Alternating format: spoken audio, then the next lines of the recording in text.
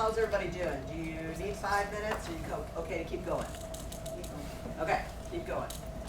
So, What Scott said yesterday, we don't have time for this. It's tennis balls to move here, people. all right, so question for the crew. Tell me real quick, when you think about, we're going to get into lagging and leading metrics. So just, since we have such an intelligent group here, who can tell me the difference between lagging and leading? And do you know yet? Go ahead. All of you. We all can. I'm telling you, this section can go really fast. Okay, So, tell me what a lagging metric is. A lagging metric is a larger overarching metric that's going to move at a slower rate than something you can monitor daily. Okay. So you're going to implement a leading metric that can affect your lagging metric. Okay. So, give me an example of in your facility here, what would be a lagging? My HCAP scores. Okay, HCAP scores. So it's one of those, and we look at it this way: if you have a lagging, it's something that's past performance. Okay, really not much we can do about it. So if I think about driving a car, you think about it. I get home in my driveway, and my speedometer only tells me that I want an average of 90 miles an hour. Can I really make a change then once I get home and I see that that's my average? Think about it. It is a speedometer. It does tell you how you're doing, and you can course correct before the police officer stops you, because you're going 90 miles an hour, right? You say, I'm getting up to 90, I need to slow down. Right then, real time. So to your point, the lagging is that when you get home, that metric, that outcome of your driving experience. However, when you're actual driving down the road and you see that you're getting up to 90 and you slow down to 65 or 70, whatever it's supposed to be, that's real time. You can change. So when you look at the outcome measure, that's your lagging. Your leading is what? What you're doing kind of day-to-day, real time actions that will impact the results daily. Right. So it's those daily behaviors, my daily driving habits, that'll eliminate that outcome, unwanted outcome, if you will, of the 90 miles an hour of average, right? So that's what we want to make that distinguishing factor there. So if you're looking at lagging, it's that past performance and result. Your leading would be your daily MDI, daily metrics that are real time, that the staff, the team members have a way to influence. So it's their behavior that influences that outcome in the end. Does that make sense? Okay, you guys are all just smart. So if I look at weight loss, we've talked about that before. If we want to lose that weight, that 30 pounds, measuring myself on a daily basis shows me my weight. But is that going to change the outcome? If I just measure myself, weigh myself every day? No. What can change the outcome? That's my Calories. maybe calorie intake, right? My behavior, that daily behavior of changing. So I might say I'm going to eat less, 1,200 calories a day, maybe. Maybe I'm going to have a lot of water, drink a lot of water. Maybe I'm going to exercise 5 times a week, right? That daily exercise. So that's the difference. So your weight at the end of the month, that pounds, is going to be your outcome, right? But my daily behaviors is going to affect that outcome. So that's, we want to make sure that there's a distinguishable factor. Now, just in curiosity, how do your team members, are they very aware of what leading and lagging are at this point? Have you had that conversation with them? Okay. Okay, so this is something maybe not new, but this is important for them to understand that how do we on a daily basis affect those overall system KPIs, the ministry goals and the department goals? What can we do in our own area to affect those on a daily basis? So those behavioral changes that we would like to incorporate and make to reach us to our ultimate goal. Okay? So this is a diagram that we can also use to help those who are just getting into understanding what leading and lagging are and how to get to that. So it takes you from your overall lagging metric over here of AMI core measure compliance. That would be a higher level lagging metric. They're not going to understand that at a department level. So we'd have to break it down. What can affect on a daily basis, on more of a daily basis, that outcome? So that's why we look at provide an aspirin on arrival. We can provide PCI within 90 minutes of arrival and prescribe a beta blocker. Now, a metric, which you just went through and so gracefully did, and very well, is percent of times that points receiving aspirin upon. How often do we meet that? So that would be your daily metric, right? To affect this overall outcome. And Lauren's gonna chime in anytime she wants, she's really an expert at this. And then the percent of times that we receive the PCI within 90 minutes of arrival. Those are the things that we are doing on a daily basis that will affect that overall outcome. And then we would keep breaking it down to this. So our job is to ensure that the aspirin is available. So they might say, we can't do it upon arrival because of these. There was nothing available in our department, right? So if they're gonna go to problem solve, this is a working way to your Pareto. This is the results, the reasons. So the reason they couldn't meet it, or that this is their goal, these are the reasons that maybe there wasn't an aspirin available when needed. So these are the things that they're gonna ensure so that they can meet those daily metrics. Is this making sense? It's a breakdown. If they already understand what SMART is, and how to get SMART, and the difference between lagging and leading, this can help them. Well, what are all the things we need to do to make sure that we meet compliance? Just like Claudia Clapsy, all those. What are the things we need to do for those patients on a daily basis so that we meet that bundle requirement?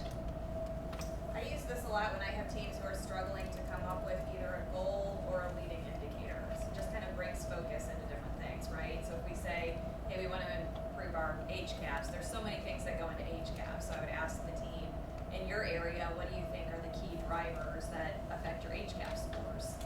We can use press gaining surveys, we can just use verbal comments that we get from rounding to kind of guide that conversation. And then based on those 3 to 5 maybe key things that impact your HCAHPS, what behaviors do we have control over that we can monitor every single day that are gonna impact one of these, 3 to 5 things that we came up with? Does that make sense? Yeah. It just kind of helps them drill in a little bit. And they also need to understand that it's not, they're not the only part of the puzzle, if you will. So like we started at TCC and Lyle was all excited, just like, oh, our readmission rate went down, and I'm scratching my head, I'm like, we are hardly the reason that the readmission rate went down. I mean, Help me explain. we probably were one little part of it, Sure. but there's a whole lot of, there's the daily huddles that we're doing, and, case management drilled down. I mean, there's a whole lot that I was just like, I was like, I appreciate the applause, but I was like, there's a whole lot that goes into it. And the same thing with any of these lofty sort of big goals. And we're just one little piece of it, but we're an important piece. And I need to make sure that there's always aspirin available and the kids are there so that the nurses can grab them. And then, the next step is, why didn't the nurse go and grab that kid and give that aspirin right away? What stopped her? So, Same example of turnover in the EDs, the room turnovers. What are all the reasons we're not able to turn that room over in time or more efficiently? And that's how you break that down. What are we doing on a daily basis that is affecting that outcome, that final outcome? And that's a great way to break it down for the team. So in your instance, if you would, Lauren, explain to me, what are some of the key metrics, the outcomes that you've got that you're measuring in your department? My laggings, turnover, our HCAHPS by unit, Okay. our CAUTI, and our CLABSI. Okay, so take the HCAHPS. So if they understand that HCAHPS is patient satisfaction, basically, Yeah. what are the dissatisfiers that we could, in our behaviors, create or influence that HCAHPS?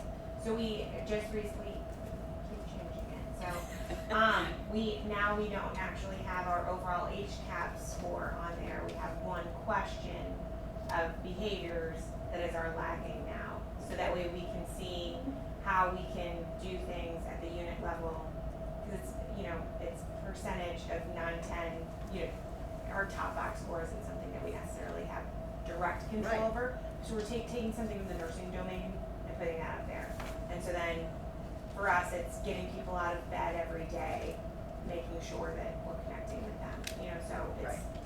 it's They have to having be good able to, handoff, or- they need to put their hands on it, right? Right. To both, when Tracy said it too earlier, it's those things that they understand, well, I have no idea how I affect these system KPIs, help me understand that. It's that connection, that alignment we need to help them see And I think that this tool is one of them that can really do that. But it's asking them, okay, if a patient's dissatisfied, what do we do on a daily basis that's gonna dissatisfy them? We can measure those. I think some of the struggle really is how we keep changing the leading, like how we keep changing received or by discharge, and then now understanding the difference, and then if you're changing your metric every couple of months, you're not even seeing it on the lagging when you're doing it because Sure. it's so delayed. Like, so it's really kind of talking through this with them so they understand that it is connected, but they're not seeing it, as you said, it's not what it's for. Right. And eventually, it shouldn't even matter if we're all doing it well, whether you're doing it on a received or discharge date. If you're It doing all- it well, it it all doesn't aligns. matter, right? Yeah. And I think that's a good dialogue, that a good conversation to have with your staff. If they don't see it moving the needle of the lagging, because we don't want to discourage them, right? Right. We want them to be able to see that they're doing well. So we might have to have that dialogue. Should we change that lagging to something that is going to be more noticeable? Because Or are we obviously, doing the wrong leading? we're not measuring the right thing. Exactly. Right. There you go. Right. Well, Perfect. if you look at that, because there's so many players into it for age caps. I mean, there are so many players that you might be doing fantastic, but you get one person, a housekeeper, who comes in who's grumpy and nasty, and you just give everybody that score.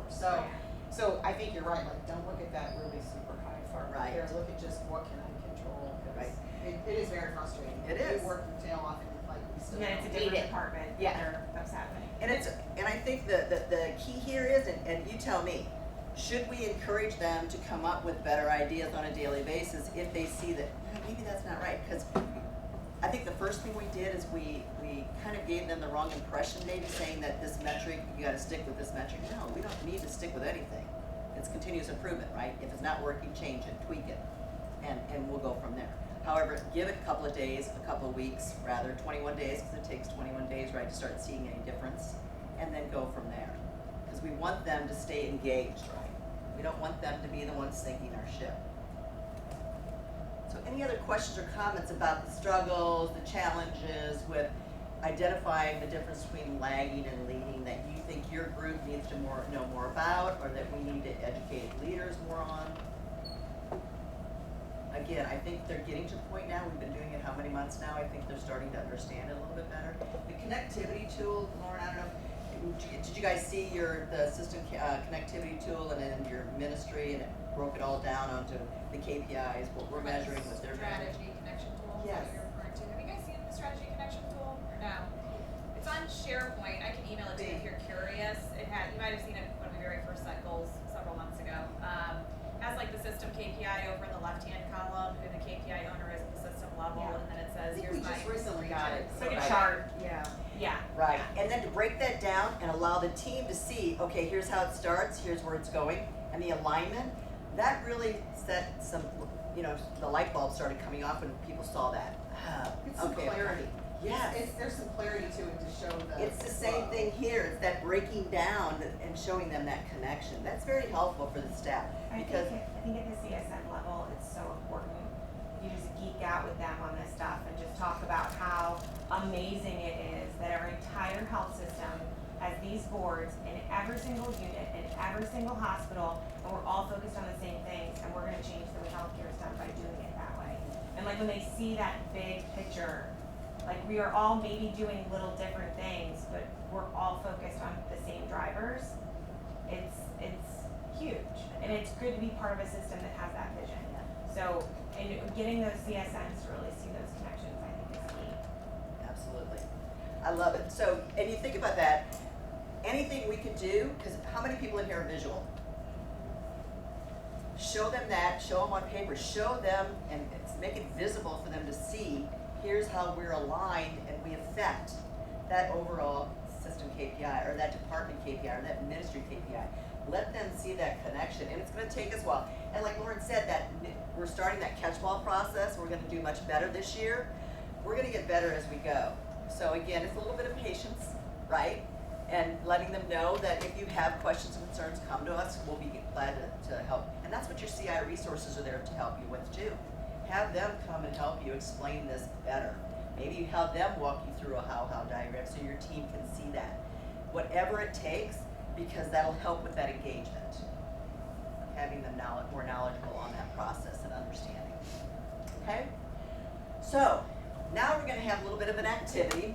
what we're gonna do is we're actually going to allow you to have a little bit more practice on taking those system KPIs, those True North metrics and the True North statements rather, and lagging and leading